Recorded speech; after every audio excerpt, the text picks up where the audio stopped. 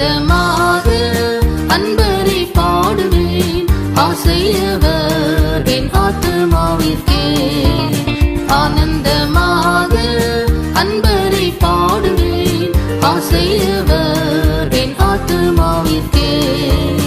ஆசிகள் அருளும் ஆனந்த நந்தமாய், ஆசிகள் அருளும் ஆனந்த நந்தமாய்.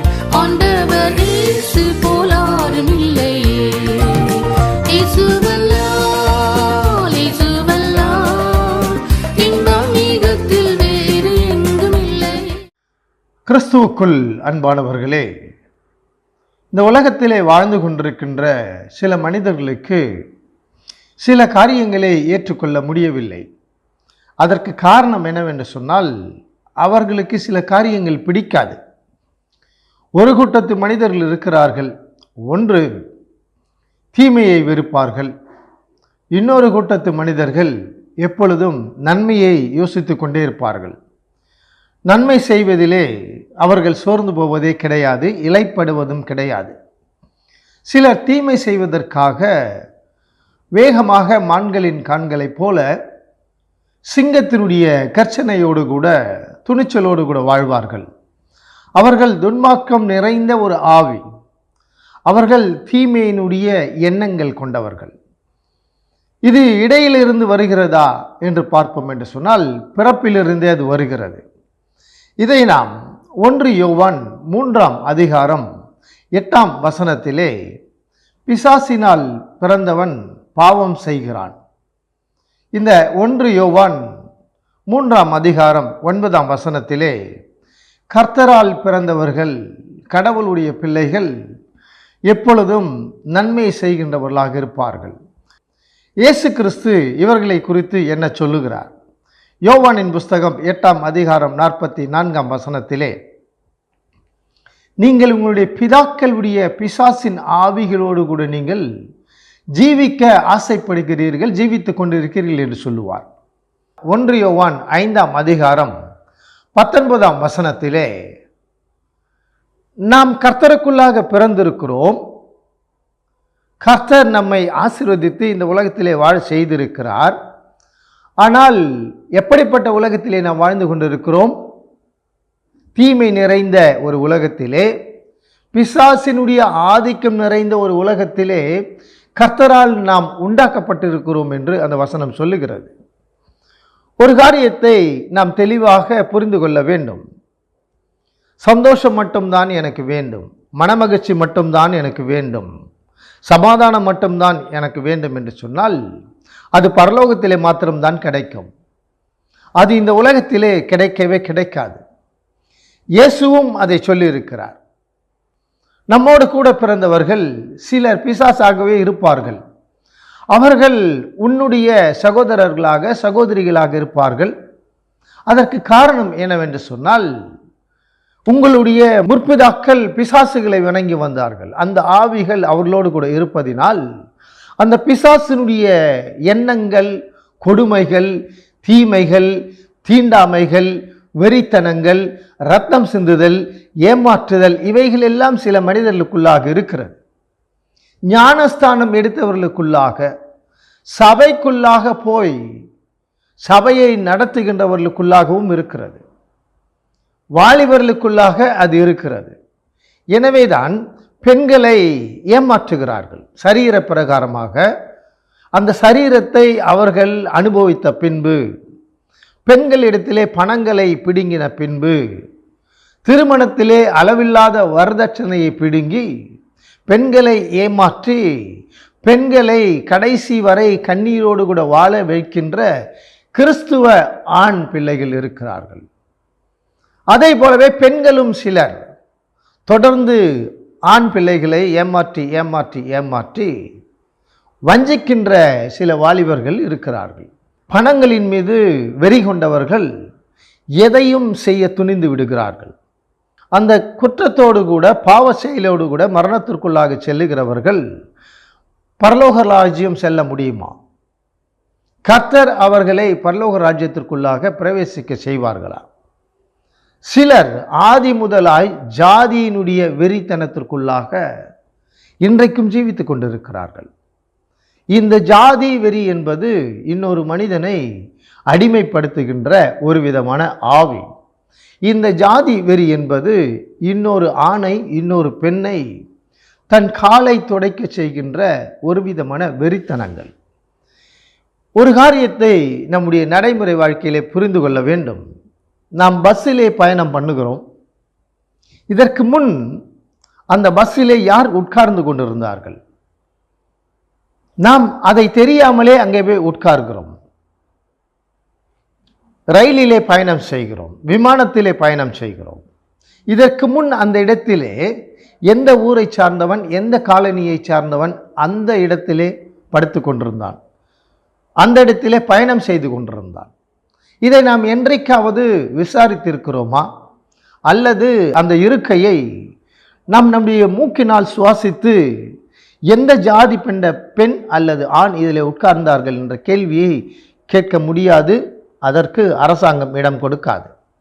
1 ராஜாக்களின் புஸ்தகம் 19ஆம் அதிகாரம் 2ஆம் வசனத்திலே எசேபேல் என்கின்ற ஒரு பெண் யெகோவாவினுடைய தீர்க்கதரிசியாகிய எலியாவுக்கு ஒரு சவாலை விடுவாள். என்ன செய்வார்கள் என்று சொன்னால், நீ கொலை செய்தாயே, என்னுடைய தீர்க்கதரிசிகள் அத்தனை பேருக்கு தக்கதாக உனக்கு நான் தண்டனைகளை வழங்குவேன். எப்பொழுது? நாளைக்கு இந்த நேரத்திலே. நாள் குறிக்கும் ஒரு பெண். அந்த பெண் எப்படிப்பட்ட ஆவிகளை வணங்கி வந்தாள் என்று சொன்னால், பாகால்களுக்கு பூஜை போடுகின்ற ஒரு பெண். எசபேல் என்று சொன்னால் பிசாசின் ஆவிகளை கொண்டவள். இந்த பெண்ணுக்குள்ளாக இருக்கின்ற ஒரு பிடிவாதத்தினுடைய சவால், நாளைக்கு இந்த நேரம் என்று நேரத்தை சொல்லி அனுப்பின ஒரு பெண். அப்படி என்னால் செய்ய முடியவில்லை என்று சொன்னால், என்னால் உன்னை கொல்ல முடியவில்லை என்று சொன்னால், நான் வணங்கி வருகின்ற பாகால்கள் நான் நினைப்பதற்கு மேலாக, என்னுடைய திட்டத்திற்கு மேலாக உனக்கு என்னுடைய ஆவிகள், என்னுடைய தெய்வங்கள் உனக்கு தண்டனைகளை கொடுப்பார்கள், உன்னை கொன்று போடுவார்கள் என்று சொல்லி சவால் விடுகின்ற எசபேல் என்கின்ற பாகால்களுடைய தீர்க்கதரிசிகளுடைய தலைவி. நம்முடைய வாழ்க்கையிலே இன்றைக்கும் சில கொடூரமான பெண்கள் இந்த உலகத்தில் இருக்கிறார்கள். பணத்திற்காக தான் வேலை செய்த இடத்திலே முதலாளிகளை கொலை செய்வது, கூட்டாக சேர்ந்து முன்னே ஆலோசனை செய்து அதற்கு பின்பு கொலை செய்வது, பணங்களை நகைகளை கொள்ளை அடிப்பதற்காக உயிர்களை கொல்வது. சில பெண்கள் இருக்கிறார்கள், நான் சொல்லுவதை நீ கேட்கவில்லை என்று சொன்னால் உன்னை நான் கொன்று போடுவேன் என்று சொல்லி மற்றவர்களோடு கூட கள்ளக்காதலுக்காக, சரீரத்தினுடைய வெறித்தனத்திற்காக கணவனையே கொன்று போடுகின்ற சில பெண்களும் இருக்கிறார்கள். சில பெண்கள் நகைகளின் மீது, பணத்தின் மீது ஆசை கொண்டதினால் தொடர்ந்து ஆண்களை வஞ்சித்து ஒன்றன் பின் ஒன்றாக 15 முறை 20 முறை திருமணங்களை செய்து கொள்ளுகிறவர்கள். இதிலே ஆண்களும் அடங்கியிருக்கிறார்கள்.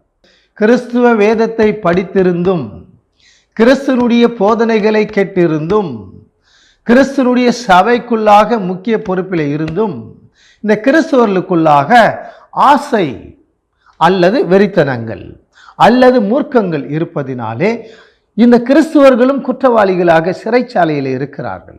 இந்த எசபேல் என்கின்ற அந்த பெண் எலியாவுக்கு எந்த நேரத்தை குறித்தாலோ அதே நேரத்திலே அவள் செத்துப்போனாள். இன்றைக்கும் எசபேல் போன்ற கொலைவெறியினுடைய ஆவி உங்களுக்குள்ளாக இருந்தால் உங்களுக்கு மரணம் வரும். அதை கர்த்தரை அனுமதிப்பார். கர்த்தரின் ஆவியானவரை குறித்து நீங்கள் சந்தேகப்படாமல், கர்த்தரின் ஆவியானவரை குறித்து ஒரு ஊழியக்காரனுக்கு விரோதமாக, ஒரு தீர்க்கதரிசிக்கு விரோதமாக, ஒரு போதகனுக்கு விரோதமாக நீங்கள் சவால்களை விடுவீர்கள் என்று சொன்னால் எசபேலின் மரணத்தை நீங்கள் யோசித்து பாருங்கள். அதை கர்த்தரின் ஆவியானவரே அனுமதித்து கொன்று போடுவார். இரண்டாவதாக, எரிகோ பட்டணத்திலே வாழ்ந்து வந்த ஒரு பெண், ராகாப் என்கின்ற ஒரு பெண். அவருடைய சூழ்நிலை, அவரை யாரோ ஒருவர் கட்டாயப்படுத்தினார்கள். எனவே ஒரு தவறுக்குள்ளாக அந்த பெண் வாழ்ந்து கொண்டிருந்தது உண்மைதான். ஆனால் அந்த பெண் நன்மை செய்ய முடியவில்லையா? அந்த பெண் கடைசி வரை தீமையை மாத்திரம் செய்து கொண்டிருந்தாளா?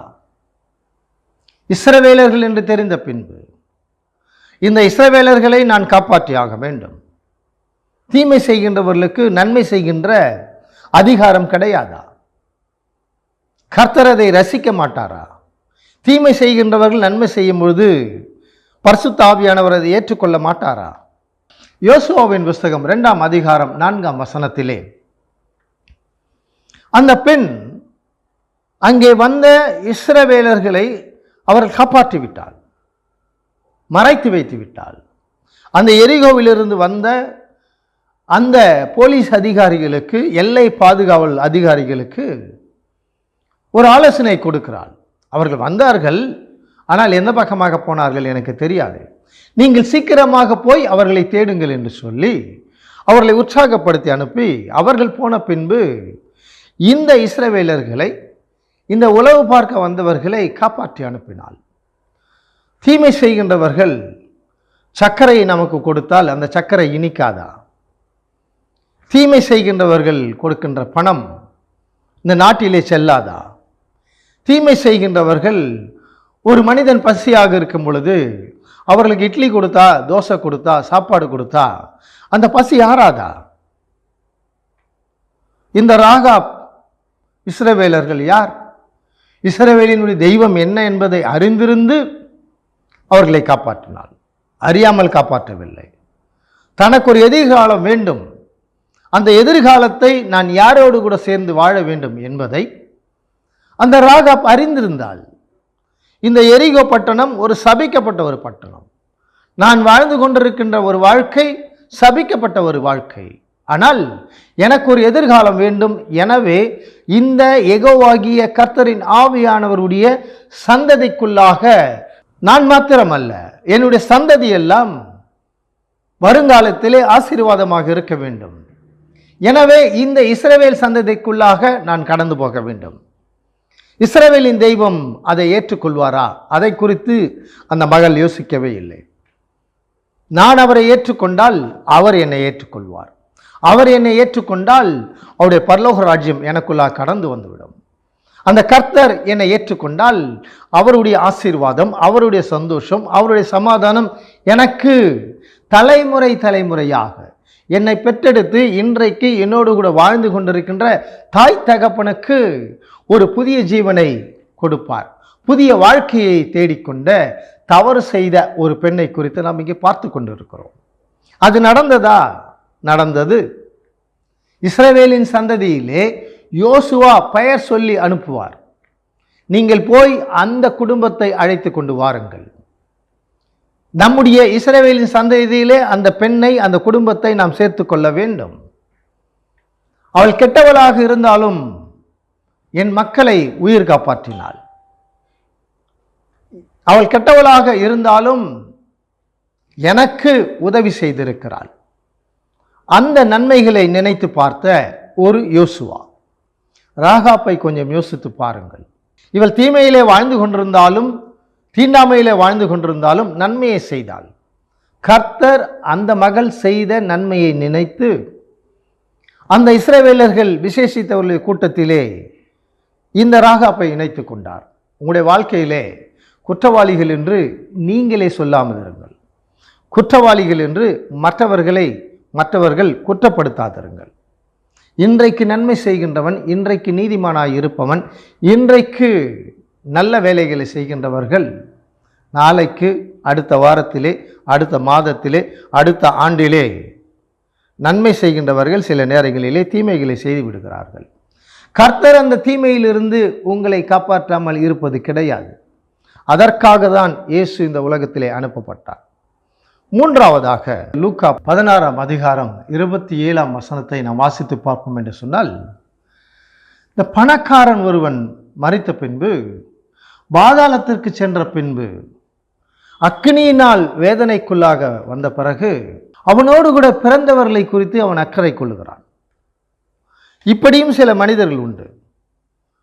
தண்டனை, கொடிய தண்டனை, மரண தண்டனை. தண்டனைக்குள்ளாக வரும் பொழுது நீங்கள் உடனே மனம் மாறி உங்களுக்காக, உங்கள் ஜீவனுக்காக நீங்கள் கர்த்தரை நோக்கி பார்ப்பது மிக நல்லது. மனம் மாறுவது மிக மிக நல்லது. நீங்கள் இம்மையிலே மனம் மாறாத பட்சத்தில் மரணத்திற்கு பின்பு பார்த்து கொள்ளலாம். மரணத்திற்கு பின்பு என்ன இருக்கிறது, யார் என்ன செய்ய முடியும், மரணம் ஒன்றுதான் இந்த உலகத்திலே நித்தியமாக கொடுக்கப்பட்டு இருக்கிறது என்று சொல்லி சிலர் தவறாக கணக்கு போடுகிறீர்கள். நீங்கள் இந்த உலகத்திலே வாழும் பொழுது எவ்வளவு நன்மைகளை செய்ய முடியுமோ அவ்வளவு நன்மைகளை செய்வது மரணத்திற்கு பின்பு உங்களுக்கு ஒரு நித்திய வாழ்வு, கர்த்தரோடு கூட வாழ்கின்ற பரிசுத்த கூட்டத்திலே போய் சேர்வதற்கு அது ஒரு வாசலாக இருக்கிறது. இந்த மனிதன் என்ன சொல்லுகிறான்? எனக்கு 5 சகோதரர்கள் உண்டு, அவர்களுக்கு யாரையாவது அனுப்பி தயவு செய்து இந்த தீமையிலிருந்து, இந்த சுயநலத்திலிருந்து அவர்களை காப்பாற்றுங்கள். பாதாளம் என்று ஒன்று உண்டு, அங்கே ஒரு அக்கினி கடல் என்று ஒன்று உண்டு. அந்த அக்கினியினால் நான் வேதனைப்பட்டு கொண்டிருக்கிறேன். ஆனால் நான் இந்த உலகத்தில் இருக்கும் பொழுது சுகமாக இருந்தேன். நினைத்ததை சாப்பிட்டேன், நினைத்த நேரத்தில் நான் தூங்கினேன், நினைத்த இடத்திற்கு நான் சென்றேன், நினைத்த போதெல்லாம் சிகரெட் பிடித்தேன், நினைத்த போதெல்லாம் குடித்தேன், நினைத்த போதெல்லாம் அழகான பெண்களை கொண்டு நான் விபச்சாரம் செய்தேன். ஆனால் என் வாசலிலே, என் தெருவிலே இருந்த ஏழைகளை குறித்து, ஏழை ஒரு மனிதனை குறித்து நான் அக்கறை கொள்ளவில்லை. என்னுடைய மனம் இறங்கவும் இல்லை. என்னுடைய மனம், இருதயமானது கல்லாக இருந்தது. அதனுடைய விளைவுகளை இப்பொழுது நான் தண்டித்துக் கொண்டிருக்கிறேன்.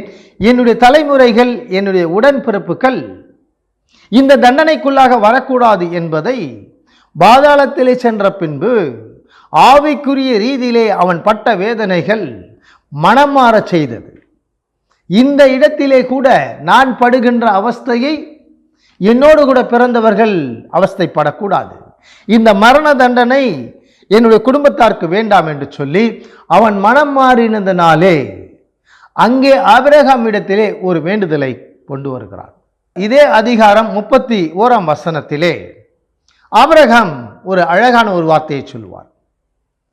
இங்கே முன்னே மரித்த தீர்க்கதரிசிகள், பரிசுத்தவான்கள், நீதிமான்கள் யாரை அனுப்பினாலும் இப்படிப்பட்ட குடும்பத்தை சார்ந்தவர்கள், உன்னுடைய சகோதரர்கள் மனம் மாற மாட்டார்கள் என்பதை, அங்கே மரணத்திற்கு பின்பு ஆவிக்குரிய ரீதியிலே பாதாளத்திற்கும் பரலோகத்திற்கும் சம்பந்தமில்லை. இப்பொழுது உனக்கும் எனக்கும் சம்பந்தமில்லை. பூமியிலே பரலோக ராஜ்யத்திற்கும் உனக்கும் சம்பந்தம் இல்லாத பொழுது மரித்த பின்பு நீ எப்படி உறவை எதிர்பார்க்கிறாய்? நீ எப்படி ஒரு சுவிசேஷத்தை உன்னுடைய குடும்பத்திற்கு சுமந்து செல்ல வேண்டும் என்று நீ நம்புகிறாய்? கிறிஸ்துவுக்குள் அன்பானவர்களே, சில மனிதர்கள் இப்படிதான் மரிக்கும் வரை பிடிவாதமாக, வெறித்தனமாக, வணங்கா கழுத்தோடு கூட, கல்லான இருதயத்தோடு கூட வாழ்ந்து கொண்டே இருப்பார்கள். மரித்த பின்பு படப்போகின்ற வேதனைகளை இன்றைக்கு கர்த்தர் இந்த லூக்கா 16ஆம் அதிகாரம் 27ஆம் வசனத்தினுடைய அனுபவம், 28ஆம் வசனத்தினுடைய வேண்டுதல்களை கர்த்தர் வெளிப்படுத்தியிருக்கிறார். வார்த்தைகளை கேட்டுக்கொண்டிருக்கிறவர்களே, முதலாவதாக எசேபேல் என்கின்ற ஒரு பெண்ணின் ஆவியை குறித்து நாம் பார்த்தோம். அது ஒரு கொலை வெறியினுடைய ஆவி. இரண்டாவதாக ராகாப் என்கின்ற தீண்டாமையினுடைய பாவத்தினுடைய வாழ்க்கையை வாழ்ந்து கொண்டிருந்தவள் நன்மை செய்ததினால், இஸ்ரவேலின் தெய்வத்தை தெரிந்து கொண்டதினால் கர்த்தர் அந்த பெண்ணினுடைய நன்மையை ஏற்றுக்கொண்டார். இங்கே ஒரு பணக்காரன் மரணத்திற்கு பின்பு தன்னுடைய சகோதரர்களுக்காக, தன்னுடைய குடும்பத்திற்காக, தன்னுடைய தலைமுறைக்காக ஒரு விண்ணப்பத்தை வைக்கிறான். எப்பொழுது? கொடிய தண்டனை, மரண தண்டனை. இன்றைக்கும் இந்த பூமியிலே வாழ்ந்து கொண்டிருக்கின்ற தீராத வியாதி கொண்டவர்கள், தீராத நோய் கொண்டவர்கள், தீராத கண்ணீரோடு வாழ்ந்து கொண்டிருக்கின்ற ஆண்கள் உண்டு, பெண்கள் உண்டு. தன்னுடைய படுக்கையே அழுகையாக மாறிப்போய் இருக்கிறது. தன்னுடைய குடும்பமே மருந்து மாத்திரை, மருத்துவர்கள் தினமும் ஊசி போடுகின்ற ஒரு கட்டாயம், தினமும் 20 மாத்திரை 25 மாத்திரை எடுக்கின்ற ஒரு கட்டாயத்திற்குள்ளாக இருக்கிறார்கள்.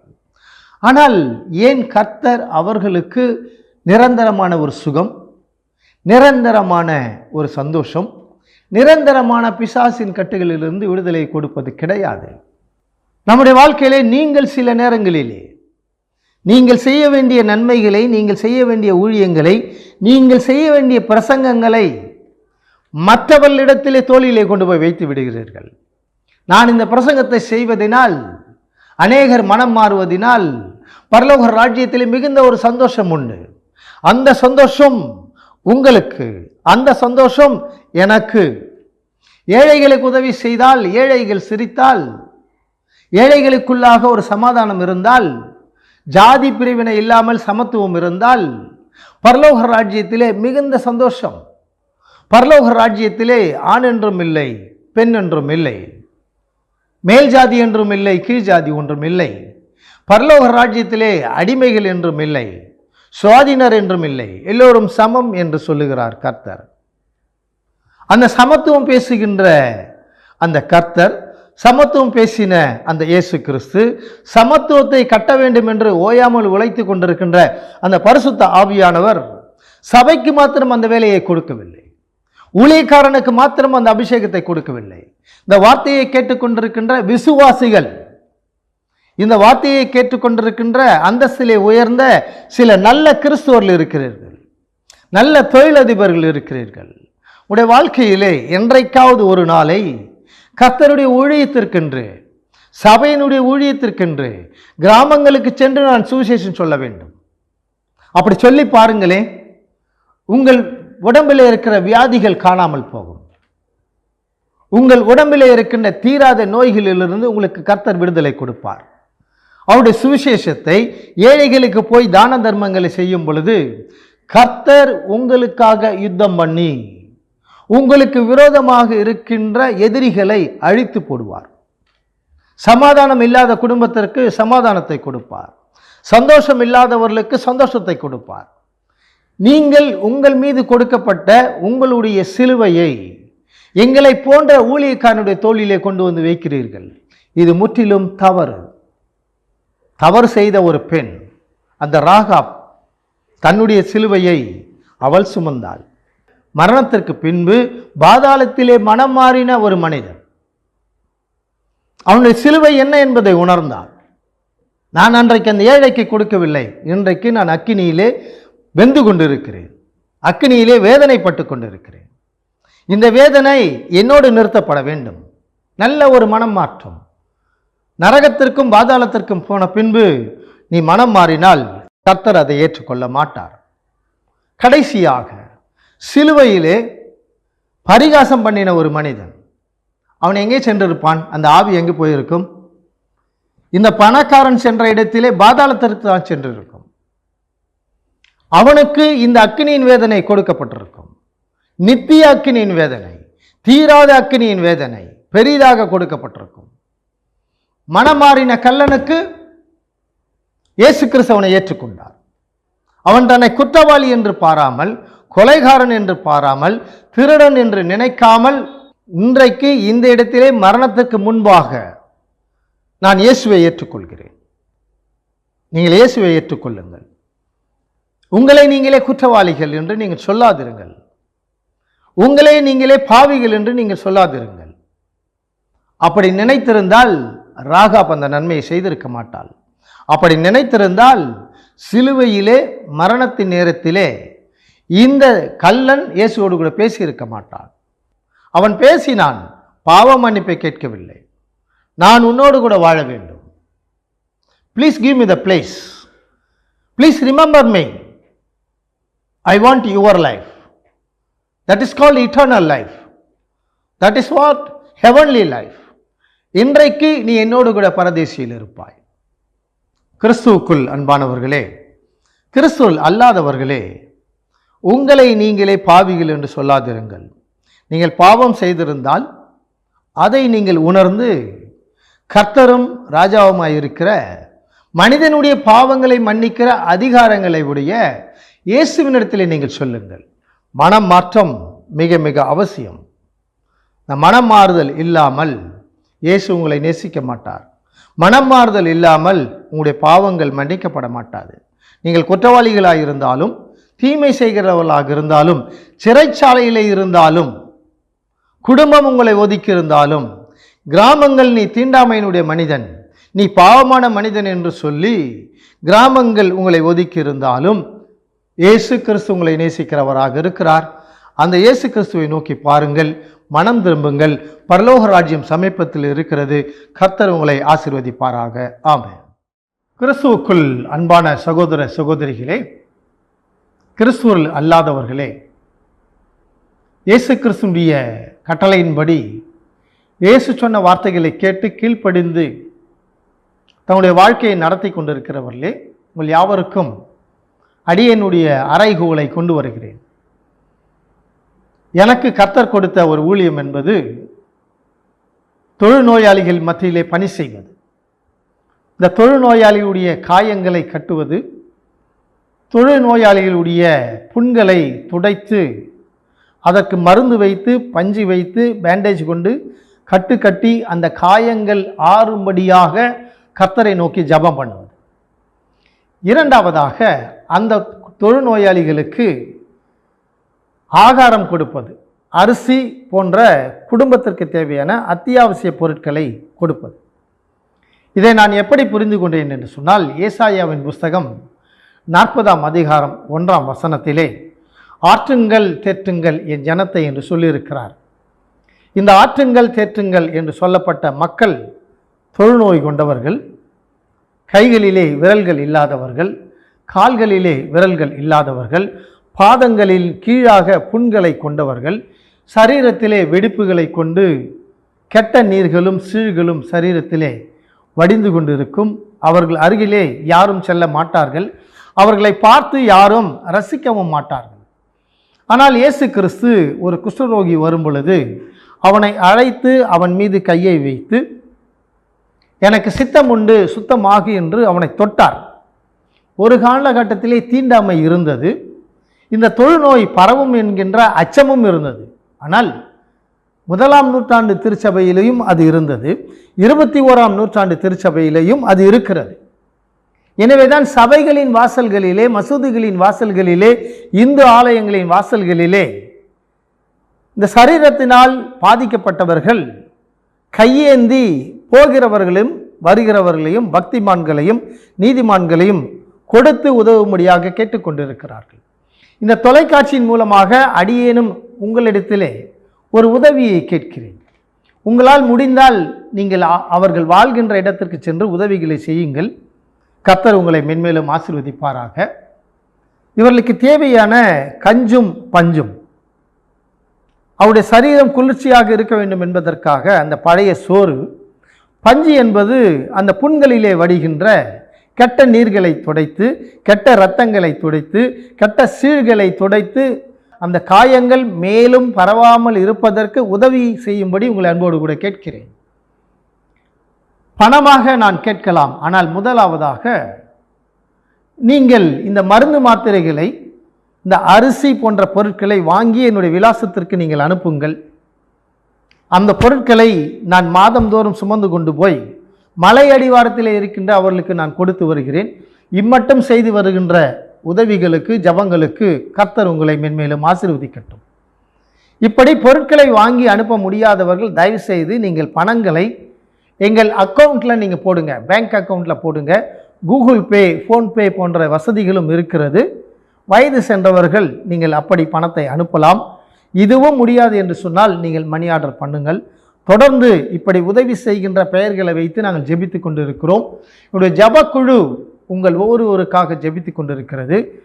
உங்களுடைய ஜப தேவைகளை தயவுசெய்து நீங்கள் தெரியப்படுத்தலாம். நாங்கள் தொடர்ந்து ஜெபித்து உங்களுடைய நன்மைக்காக, உங்களுடைய சந்தோஷத்திற்காக, உங்களுடைய சமாதானத்திற்காக, உங்களுடைய ஆயுசு காலங்களுக்காக எங்களுடைய நிறுவனம் தொடர்ந்து ஜெபித்து கொண்டிருக்கும். அப்படிப்பட்ட நன்மைகளை செய்து தொழுநோயாளிகள் சந்தோஷப்படுத்தி, பரலோக ராஜ்யத்தையும் சந்தோஷப்படுத்தி, பூமியிலே நாம் எல்லோரும் ஒருமனப்படும் பொழுது பரலோக ராஜ்யம் திறக்கப்படும். பரலோக ராஜ்யம் நாம் வேண்டிக் கொள்ளுகின்ற எல்லாவற்றையும் கொடுக்கும். அப்படிப்பட்ட கிருபைகளை கர்த்தர் உங்களுக்கு கொடுத்து ஆசீர்வதிப்பாராக. நன்றியால் பாடிடுவோம்.